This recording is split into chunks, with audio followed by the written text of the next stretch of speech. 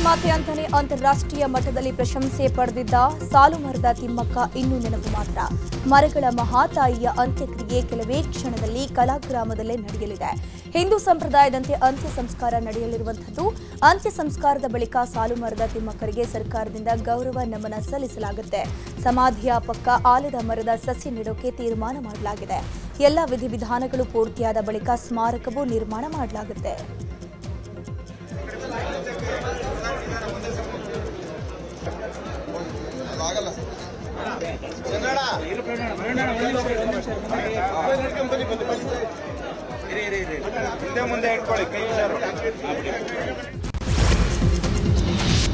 ಹೊರ ರಾಜ್ಯದಲ್ಲಿ ಕಲಬೆರಕೆ ತುಪ್ಪ ತಯಾರಿಸಿ ನಂದಿನಿ ಬ್ರ್ಯಾಂಡ್ ಹೆಸರಲ್ಲಿ ಮಾರಾಟ ಮಾಡಲಾಗುತ್ತಿದೆ. ಸ್ಯಾಚುಯೇಟ್ ಮತ್ತು ಪ್ಲಾಸ್ಟಿಕ್ ಬಾಟಲ್ನಲ್ಲಿ ನಗರದಾದ್ಯಂತ ಮಾರಾಟ ಮಾಡುತ್ತಿದ್ದ ಜಾಲವೊಂದು ಪತ್ತೆಯಾಗಿದೆ. ಮಹೇಂದ್ರ, ದೀಪಕ್, ಮುನಿರಾಜು ಅನ್ನೋರು ಸಪ್ಲೈ ಮಾಡ್ತಾ ಇದ್ರಂತೆ. ಸದ್ಯ ಆರೋಪಿಗಳನ್ನು ಸಿಸಿಬಿ ಪೊಲೀಸರು ಬಂಧಿಸಿದ್ದು 1.50 ಕೋಟಿ ಬೆಲೆಯ 8,000 ಲೀಟರ್ ನಕಲಿ ನಂದಿನಿ ತುಪ್ಪವನ್ನು ಸೀಸ್ ಮಾಡಲಾಗಿದೆ. ನಂದಿನಿ ಬೆಲೆ ನಕಲಿ ತುಪ್ಪ ಮಾರಾಟ ಮಾಡ್ತಾ ಇದ್ರು. ನಕಲಿ ಬೆಲೆ ಅದರ ಜೊತೆಗೆ ಅನ್ನೋದು ಈ ವೇಳೆ ಬಯಲಾಗಿದೆ. ಚಲನಚಿತ್ರ ನಟಿಗೆ ಲೈಂಗಿಕ ಕಿರುಕುಳ ಕೊಟ್ಟ ಆರೋಪಿಯ ಬಂಧನವಾಗಿದೆ. ಉದ್ಯಮಿ ಅರವಿಂದ್ ವೆಂಕಟೇಶ್ ರೆಡ್ಡಿಯನ್ನ ಎಸಿಪಿ ಚಂದನ್ ಹಾಗೆಯೇ ಟೀಮ್ ಬಂಧಿಸಿದೆ. 2021ರಲ್ಲಿ ಪರಿಚಯವಾಗಿದ್ದ ನಟಿಗೆ ಲೈಂಗಿಕ ಕಿರುಕುಳ ಆರೋಪಿಸಿ ಆರ್ಆರ್ ನಗರ ಪೊಲೀಸ್ ಠಾಣೆಯಲ್ಲಿ ದೂರು ದಾಖಲಾಗಿತ್ತು. ಆರೋಪಿಯ ಬಂಧನಕ್ಕೆ ಎಸಿಪಿ ಚಂದನ್ ಹಾಗೆಯೇ ಸುಬ್ರಹ್ಮಣ್ಯನ ತಂಡ ರಚಿಸಲಾಗಿತ್ತು. ಆರೋಪಿ ಬಂಧನಕ್ಕೆ ಪೊಲೀಸರು ಲುಕೌಟ್ ನೋಟಿಸ್ ಜಾರಿ ಮಾಡಿದ್ರು. ಆರೋಪಿ ಶ್ರೀಲಂಕಾದಿಂದ ಬೆಂಗಳೂರಿಗೆ ವಾಪಸ್ಸಾಗಿರೋ ಸಂದರ್ಭದಲ್ಲೇ ವಿಮಾನ ನಿಲ್ದಾಣದಲ್ಲಿ ಬಂಧಿಸಲಾಗಿದೆ. ಚಿತ್ತಾಪುರದಲ್ಲಿ ನಾಳೆ ಆರ್ಎಸ್ಎಸ್ ಪಥಸಂಚಲನ ಹಿನ್ನೆಲೆಯಲ್ಲಿ ಆರ್ಎಸ್ಎಸ್ ಕಾರ್ಯಕರ್ತರು ಚಿತ್ತಾಪುರ ಪಟ್ಟಣದ ನಾಗರಿಕರೊಂದಿಗೆ ಶಾಂತಿ ಸಭೆ ನಡೆಸಿದ್ದಾರೆ. ಚಿತ್ತಾಪುರ ಡಿವೈಎಸ್ಪಿ ಶಂಕರಗೌಡ, ಸಿಪಿಐ ಚಂದ್ರಶೇಖರ್ ತಿಗಡೆ ನೇತೃತ್ವದಲ್ಲಿ ಸಭೆ ನಡೆಸಲಾಗಿದೆ.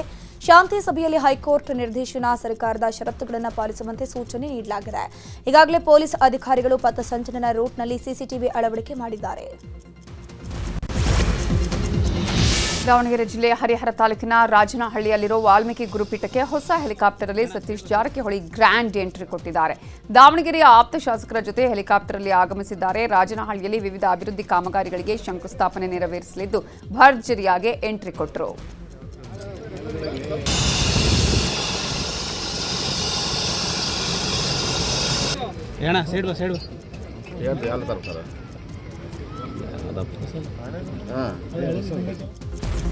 ರಾಜ್ಯದ ಎಲ್ಲಾ ಕಡೆ ಸಂಚಾರ ಮಾಡೋದು ಇರೋದ್ರಿಂದ ಹೆಲಿಕಾಪ್ಟರ್ ಬದಲಾವಣೆ ಮಾಡಲಾಗಿದೆ. ಚುನಾವಣಾ ದೃಷ್ಟಿಯಿಂದ ಹೆಲಿಕಾಪ್ಟರ್ ಬದಲಾಯಿಸಲಾಗಿದೆ. ಇದರಲ್ಲಿ ಏನೂ ವಿಶೇಷ ಇಲ್ಲ ಅಂತ ಹೇಳಿ ಸಚಿವ ಸತೀಶ್ ಜಾರಕಿಹೊಳಿ ಹೇಳಿದ್ದಾರೆ. ಬಿಹಾರ ಚುನಾವಣಾ ಫಲಿತಾಂಶ ಕಾಂಗ್ರೆಸ್ಗೆ ಪಾಠ. ವೋಟ್ ಚೋರಿ ಬಗ್ಗೆ ಮೊದಲಿಂದಲೂ ಆರೋಪ ಕೇಳಿ ಬರ್ತಿದೆ. ಅದಕ್ಕೆ ಚುನಾವಣಾ ಆಯೋಗ ಉತ್ತರ ಕೊಡಬೇಕಾಗಿದೆ ಅಂತ ಹೇಳಿದ್ರು. ಅಷ್ಟೇ ಮತ್ತೆ ಪ್ರಾರಂಭ ಮಾಡಿದ್ದೀವಿ. ಯಾಕಂದರೆ ಭಾಳಷ್ಟು ಕಡೆ ಹೋಗ್ಲಿಕ್ಕಾಗಲ್ಲ ರಸ್ತೆ ಮೂಲಕ. ಸೊ ಹೆಚ್ಚು ಕಾರ್ಯಕ್ರಮಕ್ಕೆ ಅಟೆಂಡ್ ಮಾಡಬೇಕು. ಸೊ ಅದೊಂದು ನಮಗೆಲ್ಲ ಕಾಂಗ್ರೆಸ್ಗಿರೋ ಪಾಠ. ಅದನ್ನು ನೋಡಿ ಎಚ್ಚೆತ್ತುಕೊಳ್ಬೇಕು. ನಾವು ಎಲ್ಲಿ ಲೋಪದೋಷಿ ಅದನ್ನ ಕರ್ನಾಟಕದಲ್ಲಿ ಸುಧಾರಣೆ ಮಾಡ್ಕೊಳ್ಳಿಕ್ಕೆ ಪ್ರಯತ್ನ ಮಾಡಬೇಕು. ಅದನ್ನು ಕೂಡ ಮೊದಲಿಂದ ಆರೋಪ ಮಾಡೇ ಮಾಡ್ತಿದ್ದಾರೆ. ಅದಕ್ಕೂ ಚುನಾವಣೆ ಆಯೋಗ ಅದಕ್ಕೆ ಉತ್ತರ ಕೊಡಬೇಕು. ಸಮರ್ಥವಾಗಿ ಏನು ಕೇಳಿದ್ದಾರೆ ಕಾಂಗ್ರೆಸ್ನವರು, ಅದಕ್ಕೆ ಉತ್ತರ ಕೊಟ್ಟರೆ ಸರಿ ಹೋಗ್ತದೆ. ಅಷ್ಟೇ ಇಲ್ಲಿ ಮಾಡಿದ್ವಿ ಅಷ್ಟೇ. ನವೆಂಬರ್ ಕ್ರಾಂತಿ ಸಂಪುಟ ಪುನರಚನೆ ಚರ್ಚೆಗಳ ಬೆನ್ನಲ್ಲೇ ಮುಖ್ಯಮಂತ್ರಿ ಸಿದ್ದರಾಮಯ್ಯ ಆಪ್ತರ ಜೊತೆ ದೆಹಲಿ ಪ್ರಯಾಣ ಬೆಳೆಸಿದ್ದಾರೆ. ಇಂದು ಭಾರೀ ಕುತೂಹಲಕ್ಕಿದು ಕಾರಣ ಆಗ್ತಾ ಇದೆ. ಸಚಿವ ಡಾಕ್ಟರ್ ಎಚ್.ಸಿ. ಮಹಾದೇವಪ್ಪ, ಭೈರತಿ ಸುರೇಶ್, ಜಮೀರ್ ಅಹಮದ್ ಖಾನ್ ಸಾಥ್ ಕೊಟ್ಟಿದ್ದಾರೆ. ಸಂಜೆ 7 ಗಂಟೆಗೆ ಸುಪ್ರೀಂ ಕೋರ್ಟ್ ವಕೀಲರಾದ ಕಪಿಲ್ ಸಿಬಲ್ ಅವರ ಪುಸ್ತಕ ಬಿಡುಗಡೆ ಕಾರ್ಯಕ್ರಮದಲ್ಲಿ ಭಾಗಿಯಾಗ್ತಾರೆ. ಬಳಿಕ ರಾತ್ರಿ 10 ಗಂಟೆಗೆ ದೆಹಲಿಯಿಂದ ಬೆಂಗಳೂರಿಗೆ ವಾಪಸ್ ಆಗಲಿದ್ದಾರೆ. ಇಂದು ಡಿಸಿಎಂ ಡಿಕೆ ಶಿವಕುಮಾರ್ ಕೂಡ ನವದೆಹಲಿಗೆ ತೆರಳಲಿದ್ದಾರೆ. ಕಪಿಲ್ ಸಿಬಲ್ ಪುಸ್ತಕ ಬಿಡುಗಡೆ ಬಳಿಕ ರಾತ್ರಿ ದೆಹಲಿಯಲ್ಲೇ ವಾಸ್ತವ್ಯ ಹೂಡಲಿದ್ದಾರೆ. ನಾಳೆ ಮಲ್ಲಿಕಾರ್ಜುನ ಖರ್ಗೆ, ಕೆಸಿ ವೇಣುಗೋಪಾಲ್, ಸುರ್ಜೇವಾಲಾ ಅವರನ್ನು ಭೇಟಿ ಮಾಡಲಿದ್ದು ಪವರ್ ಶೇರಿಂಗ್ ಸಂಪುಟ ಪುನರಚನೆ ಕುರಿತು ಚರ್ಚಿಸುವಂತಹ ಸಾಧ್ಯತೆ ಇದೆ. ಬಿಹಾರ ಚುನಾವಣೆಯಲ್ಲಿ ಕಾಂಗ್ರೆಸ್ ಸೋಲಿನ ಬೆನ್ನಲ್ಲೇ ರಾಜ್ಯದಲ್ಲಿ ನವೆಂಬರ್ ಕ್ರಾಂತಿ ಸದ್ದು ಜೋರಾಗಿದೆ. ಈ ಬಗ್ಗೆ ಮಂಗಳೂರಲ್ಲಿ ಸಚಿವ ದಿನೇಶ್ ಗುಂಡೂರಾವ್ ಪ್ರತಿಕ್ರಿಯಿಸಿದ್ದಾರೆ. ಬಿಹಾರ ಚುನಾವಣೆಗೂ ನವೆಂಬರ್ ಕ್ರಾಂತಿಗೂ ಯಾವುದೇ ಸಂಬಂಧ ಇಲ್ಲ. ನವೆಂಬರ್ ಕ್ರಾಂತಿಗೆ ಯಾವುದೇ ಆಧಾರಗಳೂ ಇಲ್ಲ. ಬಿಹಾರದಲ್ಲಿ ಸರ್ಕಾರದ ದುಡ್ಡಲ್ಲಿ ಮತ ಖರೀದಿಸಿದ್ದಾರೆ. ಚುನಾವಣಾ ಆಯೋಗ ಇದಕ್ಕೆ ಅವಕಾಶ ಮಾಡಿಕೊಟ್ಟಿದೆ ಅಂತ ಕಿಡಿಕಾರಿದ್ದಾರೆ. ಎಲೆಕ್ಷನ್ಗೂ ಅದಕ್ಕೂ ಯಾವ ಸಂಬಂಧನೂ ಇಲ್ಲ. ಮತ್ತು ನವೆಂಬರ್ ಕ್ರಾಂತಿ ಅಂತ ಅದು ಎಲ್ಲಿಂದನೋ ಸೃಷ್ಟಿಯಾಗಿತ್ತು. ಅದಕ್ಕೆ ಯಾವುದೇ ರೀತಿಯ ಆಧಾರಗಳು ಕೂಡ ಇಲ್ಲ. ಎಲೆಕ್ಷನ್ಗೂ ನಮ್ಮ ರಾಜ್ಯದ ರಾಜಕಾರಣಕ್ಕೂ ಏನು ಸಂಬಂಧ ಇಲ್ಲ. ಬಟ್ ನವೆಂಬರ್ ಕ್ರಾಂತಿ ಅಂತ ಅದಕ್ಕೂ ಕೂಡ ಯಾವ ಆಧಾರನೂ ಕೂಡ ಇಲ್ಲ. ಅವರಿಗೆ ಹೆಚ್ಚು ಮಾಹಿತಿ ಇರ್ತದೆ. ಯಾಕೆಂದರೆ ಅವರಲ್ಲಿ ಬಿಹಾರಿನ ಚುನಾವಣೆಗಳೆಲ್ಲ ಹತ್ತಿರದಿಂದ ನೋಡಿದ್ದಾರೆ. ಅದರಿಂದ ಅವ್ರಿಗಿರುವಂಥ ಮಾಹಿತಿಗಳು ಮತ್ತು ಚುನಾವಣೆ ಆಯೋಗ ನಾವೆಲ್ಲ ನೋಡಿದ್ದೀವಿ ಯಾವ ಥರ ಅವರು ಈ ಸರ್ಕಾರಕ್ಕೆ BJPಯವ್ರಿಗೆ ಅನುಕೂಲ ಮಾಡಿಕೊಡ್ತಕ್ಕಂಥದ್ದಕ್ಕೆಲ್ಲ ಸಹಯೋಗ ನೀಡುವಂಥದ್ದು ಅದನ್ನು ನೋಡಿದ್ದೀವಿ. ಅದರಲ್ಲಿ ಈಗ ಯಾವ ರೀತಿಯಾಗಿ ಅವರು ಚುನಾವಣೆ ಘೋಷಣೆ ಆಗೋದಕ್ಕೆ 4 ದಿವಸ ಇದ್ದಾಗ 10,000 ರೂಪಾಯಿಯನ್ನು ಮಹಿಳೆಯರ ಅಕೌಂಟ್ಗೆ ಸರ್ಕಾರ ದುಡ್ಡಲ್ಲಿ ಓಟನ್ನು ಖರೀದಿ ಮಾಡ್ತಕ್ಕಂಥದ್ದಕ್ಕೆ ಚುನಾವಣಾ ಆಯೋಗ ಅವಕಾಶ ಮಾಡಿಕೊಡ್ತು.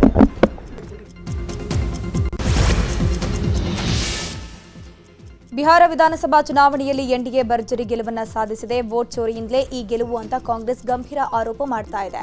ಬೆಂಗಳೂರಿನ ಫ್ರೀಡಂ ಪಾರ್ಕ್ನಲ್ಲಿ ಯುವ ಕಾಂಗ್ರೆಸ್ ಪ್ರತಿಭಟನೆ ಮಾಡ್ತಾ ಇದೆ. ಯೂತ್ ಕಾಂಗ್ರೆಸ್ ರಾಷ್ಟ್ರೀಯ ಅಧ್ಯಕ್ಷ ಉದಯ್ ಭಾನು, ಸಚಿವ ಸಂತೋಷ್ ಲಾಡ್, ಪರಿಷತ್ನ ಸದಸ್ಯ ಸಲೀಂ ಅಹ್ಮದ್ ಸೇರಿದಂತೆ ಹಲವು ನಾಯಕರು ಪ್ರತಿಭಟನೆಯಲ್ಲಿ ಭಾಗಿಯಾಗಿದ್ದಾರೆ.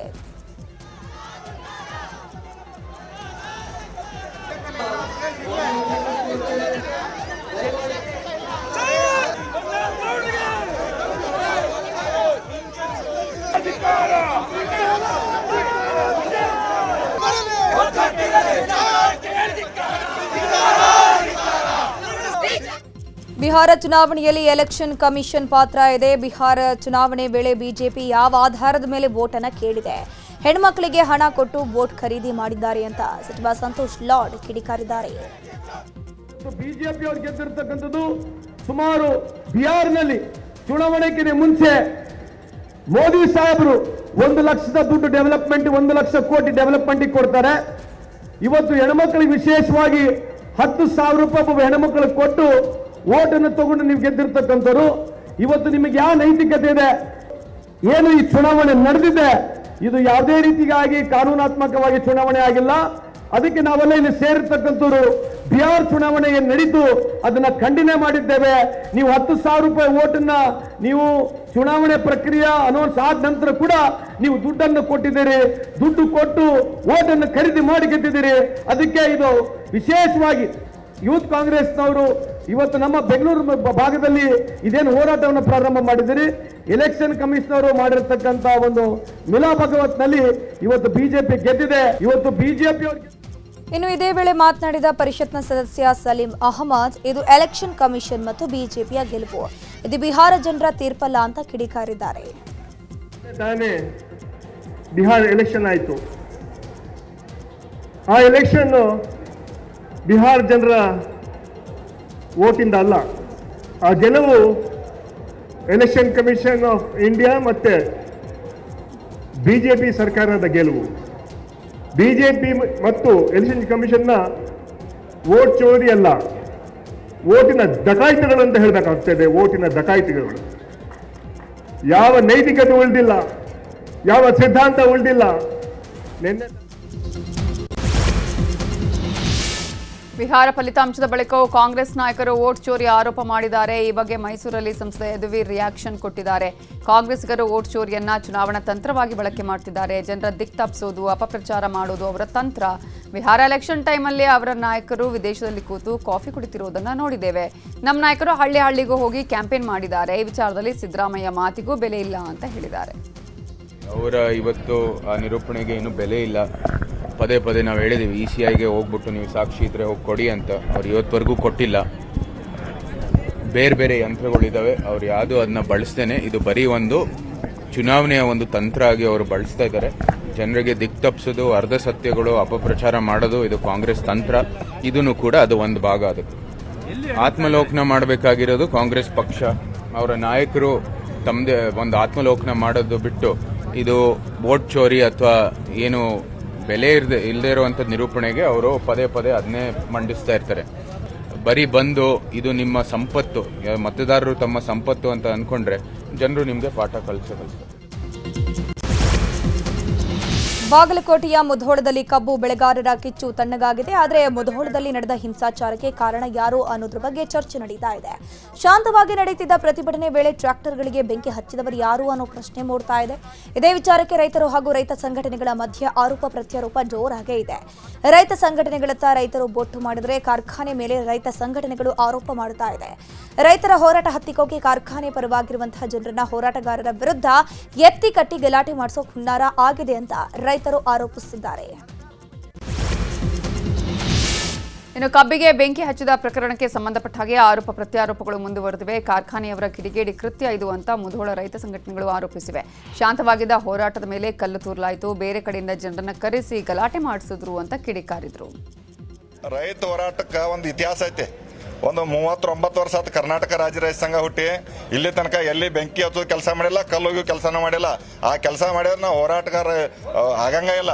ಯಾಕಂದ್ರೆ ಸಾಕಟ್ಟು ನಿಮಗೆ ಗೊತ್ತೈತಿ, ಎಲ್ಲ ಕಾರ್ಖಾನೆ ಒಳಗೆ ಆ ರೀತಿ ಪ್ರವೃತ್ತಿ ಬೆಳೆಸ್ ಬಂದಾರ ಅವ್ರು. ಈ ರೀತಿ 8 ದಿವಸ ಪ್ರವೃತ್ತಿ. ಯಾಕಂದ್ರೆ ಹೋರಾಟ ಹತ್ತಿಕ್ಕುವಂತ ಕೆಲಸಕ್ಕೆ ಅವ್ರ ಕೈ ಹಾಕಿದ್ದಾರೆ. ಯಾರೋ ಬಾಯಿ ತೆಗೆದ ಬಿಲ್ ಕೇಳಬಾರ್ದು, ಹಚ್ಚಿರಿ ಬಿಲ್ ಕೇಳಬಾರ್ದು ಅಂತ ಹುನ್ನಾರ ಐತಿ. ಅದು ಪ್ರತಿಯೊಂದು ಕಾರ್ಖಾನೆಗೂ ಆ ರೀತಿ ಗುಂಡಾಗವ್ರನ್ನ ಇಟ್ಕೊಂಡಾರ. ಅವ್ರನ್ನ ತಕ್ಷಣ ಹೊರಗೆ ಹಾಕ್ಬೇಕು. ನಾವು ಕಾರ್ಖಾನೆ ಅವ್ರನ್ನ ಪ್ರೀತಿಸ್ತೇವೆ. ಯಾಕಂದ್ರೆ ಕಾರ್ಖಾನೆ ನಮಗೆ ಶೇಂಗ್ ಕೊಡಾಗತ್ತೆ, ಸಕ್ರೆ ಕೊಡಾಗತ್ತೆ. ನಾವು ಕಬ್ಬು ಕೊಡಾಗತ್ತೆ, ಅದು ಸಕ್ರೆ ಕೊಡಾಗತ್ತೆ. ನಾವು ಸಕ್ರೆ ಕಾರ್ಖಾನೆ ಪ್ರೀತಿಸ್ತೇವೆ. ಕಬ್ಬು ಬೆಳೆಗಾರನು ಅವ್ರು ಪ್ರೀತಿಸ್ಬೇಕಂತಕ್ಕಂಥದ್ದು ಕಾರ್ಖಾನೆ ಅವರು ಮನೋಭಾವನೆ ಬರ್ಬೇಕು. ತಪ್ಪಿಸ್ತರು ಅವ್ರು ಗೊತ್ತದಾರ, ಪೊಲೀಸ್ ಡಿಪಾರ್ಟ್ಮೆಂಟ್ಗೆ ಗೊತ್ತೈತಿ. ಸಾಕಟ್ಟು ಈಗಾಗಲೇ ಒಂದು 3-4 ಮಂದಿನೇನ ಅರೆಸ್ಟ್ ಯಾವ ಊರವ್ರು ಅದಾರೋ ಅವ್ರು ಮಾಡೋ ದಂಧನ ಇದೆ. ಅದು ಎಲ್ಲ ಕಾರ್ಖಾನೆ ಒಳಗದಾರ. ಅವ್ರನ್ನ ಮೊದಲು ಹೊರಗೆ ಹಾಕ್ಬೇಕು ಕಾರ್ಖಾನೆ ಅವ್ರು. ದಯವಿಟ್ಟು ಕೈ ಮುಗಿದು ಕೇಳ್ಕೊತ ಕಾರ್ಖಾನೆ ಮಾಲೀಕರಿಗೆ. ಆ ಘಟನೆ ಒಳಗ ಪೂರ್ತಿ ಷಡ್ಯಂತ್ರ ಇತ್ರಿ ಅದು. ಯಾಕಂದ್ರೆ ಕಾರ್ಖಾನೆಯವರು ಗುಂಡಾಗಳನ್ನ ಕರೆಸಿ ಅಲ್ಲಿ ನಿಂದ್ರಿಸಿದ್ರು ನಮ್ಮ ವಿರುದ್ಧ. ಅವ್ರ ಅವ್ರದ್ದು ವಿಚಾರ ಇತ್ತು ಅಂತಂದ್ರ ಇಲ್ಲಿ ಜಟಾಪಟಿ ಮಾಡಿಸಿ ಕುಸ್ತಿ ಮಾಡಿ ತಾವ ಗೆದಿಬೇಕು ಅನ್ನುವಂಥದ್ದು ಒಂದು ಇದಿತ್ತು ಅವ್ರದ್ದು. ಅದರ ಸಲುವಾಗಿ ಅವ್ರು ಮಾಡಿದ್ರು. ಅವರು ಹೋರಾಟಗಾರನ ಹೋರಾಟಗಾರನ ಓಡಿಸಿ ತಾವ ಗೆದ್ದು ಅಂತ ತಿಳ್ಕೊಂಡು ಅದನ್ನು ಮಾಡಬೇಕನ್ನೋ ವಿಚಾರಲೆ ಅವ್ರು ಕಾರ್ಖಾನೆ ಪ್ರಾರಂಭ ಮಾಡಿದ್ರು. ಅದು ಬಡಿಗೆ ಹಿಡ್ಕೊಂಡ ಹೆಲ್ಮೆಟ್ ಹಾಕೊಂಡು ನಿಂತದ್ದು ಅದು ಸಮೀರ್ ವಾಡಿಯಾಗ ಅಲ್ರಿ. ಅದು ಸಾಯಿ ಪ್ರಿಯ ಕಾರ್ಖಾನೆ ಒಳಗೆ ಅದನ್ನೆಲ್ಲ ಅವ್ರ 2-3 ದಿವಸ ಗಂಟ್ಲೆ ಆ ಗುಂಡಾಗಿರಿ ಮಂದಿನ ಕರೆಸಿ ಅಲ್ಲೇ ನಿಂದಿಸ್ಯಾರ ನಮ್ಮ ವಿರುದ್ಧ ಅಂತೇಳಿ ನಮ್ಗೆ ಸುದ್ದಿ ಬರ್ತದ. ಹಿಂದಾಡ್ಸಿ ನಾವು ಬಂದು ಅದನ್ನ ವಿಡಿಯೋ ನೋಡಿದ್ವಿ. ಅದನ್ನು ನೋಡಿದ್ವಿ ನಾವು ವಿಡಿಯೋ. ಆದ್ರೆ ನಾವೇನು ಮಾಡಿದ್ವಿ, ನಮ್ಮ ರೈತರಿಗೂ ಪೆಟ್ಟು ಹತ್ತಬಾರ್ದು, ಯಾರಿಗೂ ಪೆಟ್ಟು ಹತ್ತಬಾರ್ದು, ಆ ರೀತಿ ಯಾವುದು ಘಟನೆ ನಡಿಬಾರ್ದು ಅಂತೇಳಿ ನಾವು ಎಲ್ಲರಿಗೂ ಶಾಂತ ರೀತಿಯಿಂದ ಇರ್ರಿ ಅಂತ ಹೇಳಿದ್ವಿ. ನಮ್ಮ ಜನ ಏನಾಗ್ತೈತಿ ಮತ್ತು ಅವರು ಬಡಿಗೆ ಹಿಡ್ಕೊಂಡು ಅಲ್ಲಿ ನಿಂತಾರೋ, ಮತ್ತು ನಾವೇನು ಅಂಜಿ ಸೋಮಿರೋದನ ಅಂತೇಳಿ ನಮ್ಮ ಜನನು ಮಾತಾಡಿದೆ. ಆದ್ರೆ ಏನು ಬೇಡಪ್ಪ, ಅಲ್ಲಿ ಹೋಗೋದು ಬೇಡ, ಶಾಂತ ರೀತಿಯಿಂದ ಇರತ್ತೆ ಎಲ್ಲರೂ ಸಮಾಧಾನ ಮಾಡಿದ್ವಿ ನಿನ್ನೆ. ಕಬ್ಬು ದರ ನಿಗದಿಗಾಗಿ ಬೀದರ್ನಲ್ಲಿ ಹೋರಾಟ ಮಾಡುತ್ತಿದ್ದಾಗ ರೈತರ ಮೇಲೆ ಹಲ್ಲೆ ಮಾಡಲಾಗಿದೆ. ನವೆಂಬರ್ 12ರಂದು ಕಾಂಗ್ರೆಸ್ ಕಾರ್ಯಕರ್ತರು ರೈತರ ಮೇಲೆ ಹಲ್ಲೆ ಮಾಡಿದ್ದಾರಂತೆ. ಈ ಬಗ್ಗೆ ಹುಮ್ನಾಬಾದ್ ಬಿಜೆಪಿ ಶಾಸಕ ಡಾಕ್ಟರ್ ಸಿದ್ದು ಪಾಟೀಲ್ ಗಂಭೀರ ಆರೋಪ ಮಾಡಿದ್ದಾರೆ. ಪೊಲೀಸರ ಮುಂದೆಯೇ ವಾಹನದಲ್ಲಿ ಹಲ್ಲೆ ಮಾಡಿದ್ದಾರೆ. ಮೈ ಮೇಲಿನ ಬಟ್ಟೆ ಹರಿದು ಗೂಂಡಾವರ್ತನೆ ಪ್ರದರ್ಶಿಸಿದ್ದಾರೆ. ಹೀಗಾಗಿ ತಪ್ಪಿತಸ್ಥರ ವಿರುದ್ಧ ಕ್ರಮ ಕೈಗೊಳ್ಳುವಂತೆ ಆಗ್ರಹಿಸಿದ್ದಾರೆ.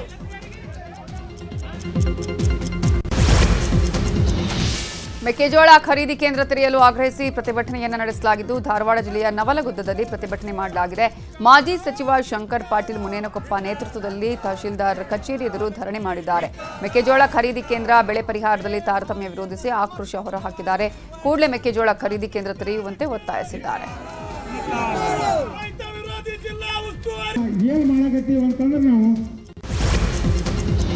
ಸರ್ಕಾರದ ಜಿಬಿಐಟಿ ಯೋಜನೆ ವಿರೋಧಿಸಿ ಬೆಂಗಳೂರು ದಕ್ಷಿಣ ಜಿಲ್ಲೆಯ ಬಿಡದಿಯ ಬೈರಮಂಗಲ ಸರ್ಕಲ್ನಲ್ಲಿ ರೈತರು ಪ್ರತಿಭಟನೆ ಮಾಡುತ್ತಿದ್ದಾರೆ. ರೈತರ ಹೋರಾಟಕ್ಕೆ ರಾಜ್ಯ ಸಾಮಾಜಿಕ ಕಾರ್ಯಕರ್ತರ ಒಕ್ಕೂಟ ಬೆಂಬಲ ನೀಡಿದೆ. ಪ್ರತಿಭಟನೆಯಲ್ಲಿ ನೂರಾರು ರೈತರು, ಮಹಿಳೆಯರು ಭಾಗಿಯಾಗಿದ್ದು ಸರ್ಕಾರದ ವಿರುದ್ಧ ಹೋರಾಟವನ್ನು ಮುಂದುವರೆಸಿದ್ದಾರೆ.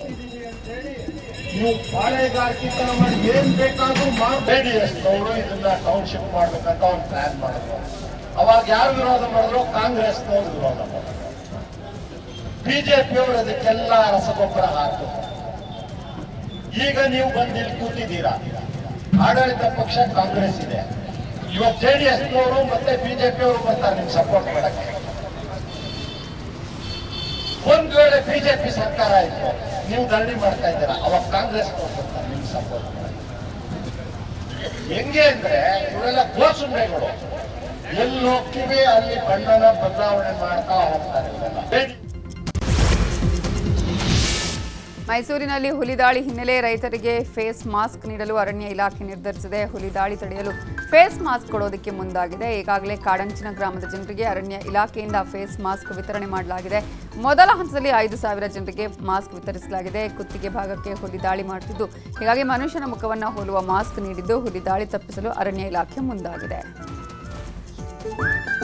ಹುಲಿದಾಳಿಗೆ ಬೇಸತ್ತು ಮೈಸೂರು ಜಿಲ್ಲೆ ಹುಣಸೂರು ತಾಲೂಕಿನ ಹನಗೋಡು ಗ್ರಾಮಸ್ಥರು ಹೆದ್ದಾರಿ ತಡೆದು ಪ್ರತಿಭಟನೆ ಮಾಡಿದ್ದಾರೆ.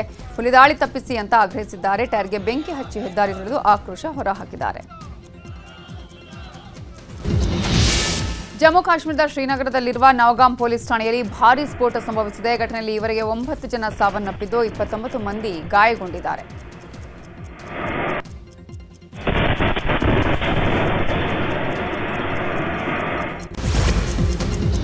ದೆಹಲಿಯಲ್ಲಿ ಕಾರ್ ಬ್ಲಾಸ್ಟ್ ರಹಸ್ಯ ಕೆದಕಿದಷ್ಟು ಬಯಲಾಗಿದೆ. ಸ್ಫೋಟದಲ್ಲಿ ಟಿಎಟಿಪಿ ಸ್ಫೋಟಕ ಬಳಸಲಾಗಿತ್ತು ಅನ್ನೋದು ಗೊತ್ತಾಗಿದೆ. ಸ್ಫೋಟಗೊಂಡ i20 ಕಾರ್ನಲ್ಲಿ ಟಿಎಟಿಪಿ ಇರೋದರ ಬಗ್ಗೆ ಎಫ್ಎಸ್ಎಲ್ ವರದಿಯಲ್ಲಿ ಬಯಲಾಗಿದೆ.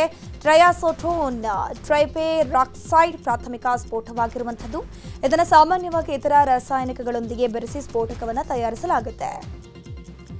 ದೆಹಲಿ ಸ್ಫೋಟ ಪ್ರಕರಣದ ತನಿಖೆ ತೀವ್ರಗೊಂಡಿದೆ. ವಿವಾದಾತ್ಮಕ ಅಲ್ ಫಲಾಹ್ ವಿಶ್ವವಿದ್ಯಾಲಯದ ವೈದ್ಯನನ್ನ ಎನ್ಐಎ ಬಂಧಿಸಿದೆ. ಜಾನಿಸರ್ ಆಲಂ ಅಲಿಯಾಸ್ ಜಿಗರ್ ಎಂಬಾತನ ಹೆಡಮುರಿ ಕಟ್ಟಿರುವಂಥದ್ದು. 2024ರಲ್ಲಿ ಈತ ಎಂಬಿಬಿಎಸ್ ಪದವಿ ಪಡೆದಿದ್ದು ದೆಹಲಿ ಕೃತ್ಯದಲ್ಲಿ ಭಾಗಿಯಾಗಿದ್ದ ಎನ್ನಲಾಗಿದೆ. ಸದ್ಯ ಎನ್ಐಎ ಅಧಿಕಾರಿಗಳು ಫುಲ್ ಡ್ರಿಲ್ ಮಾಡ್ತಿದ್ದಾರೆ. ಕೆಂಪುಕೋಟೆ ಸ್ಫೋಟ ಪ್ರಕರಣ ಸಂಬಂಧ ಪಠಾಣ್ ಕೋಟ್ ಮೂಲದ ಡಾಕ್ಟರ್ ರಯೀಸ್ ಅಹಮದ್ ಭಟ್ ಎಂಬಾತನನ್ನ ತೀವ್ರ ವಿಚಾರಣೆ ಮಾಡಲಾಗುತ್ತಿದೆ. ಈತ ಡಾಕ್ಟರ್ ಉಮರ್ ನಬಿ ಜೊತೆ ಸಂಪರ್ಕ ಹೊಂದಿದ್ದಂತೆ 2020-21ರಲ್ಲಿ ಫರೀದಾಬಾದ್ನ ಅಲ್ ಫಲಾಹ್ ವಿವಿಯಲ್ಲಿ ಕೆಲಸ ಮಾಡಿದ್ದ ಅನ್ನೋದು ಗೊತ್ತಾಗಿದೆ. ದೆಹಲಿಯಲ್ಲಿ ನಡೆದ ಸ್ಫೋಟ ಇಡೀ ರಾಷ್ಟ್ರವನ್ನೇ ಬೆಚ್ಚಿ ಬೀಳಿಸಿತು. ಇದೀಗ ಸ್ಫೋಟದ ತೀವ್ರತೆ ಎಷ್ಟಿತ್ತು ಅನ್ನೋದು ಬಯಲಾಗಿದೆ. ಕಾರು ಸ್ಫೋಟಕ್ಕೆ ಮೆಟ್ರೋ ನಿಲ್ದಾಣವೇ ನಡುಕು ಹೋಗಿದೆ. ಸ್ಫೋಟದ ಹೊಡೆತಕ್ಕೆ ಪ್ರಯಾಣಿಕರು ಒಂದು ಕ್ಷಣ ಬೆಚ್ಚಿ ಬಿದ್ದಿದ್ದಾರೆ. ಭಯದಲ್ಲೇ ಓಡ್ ಹೋಗಿದ್ದಾರೆ. ಈ ದೃಶ್ಯ ಸಿಸಿ ಕ್ಯಾಮೆರಾದಲ್ಲಿ ಸೆರೆಯಾಗಿದೆ. ವಂಚನೆ ಹಿನ್ನೆಲೆ life line feeds India private limited ಮೇಲೆ ಐಟಿ ಅಧಿಕಾರಿಗಳು ದಾಳಿ ನಡೆಸಿದ್ದಾರೆ. ಏಕಕಾಲದಲ್ಲಿ ಚಿಕ್ಕಮಗಳೂರು, ಬೆಂಗಳೂರು ಕಚೇರಿ ನಿವಾಸಗಳ ಮೇಲೆ ದಾಳಿ ಮಾಡಿ ಪರಿಶೀಲನೆ ಮಾಡಿರುವಂಥದ್ದು. ಅಂತಾರಾಷ್ಟ್ರೀಯ ಮಟ್ಟದಲ್ಲಿ ಚಿಕನ್ ಮಾರಾಟ ಮಾಡುವ ಕಂಪನಿ ಇದಾಗಿದ್ದು ಅಧಿಕಾರಿಗಳ ತಂಡ ಶಾಕ್ ಕೊಟ್ಟಿದೆ.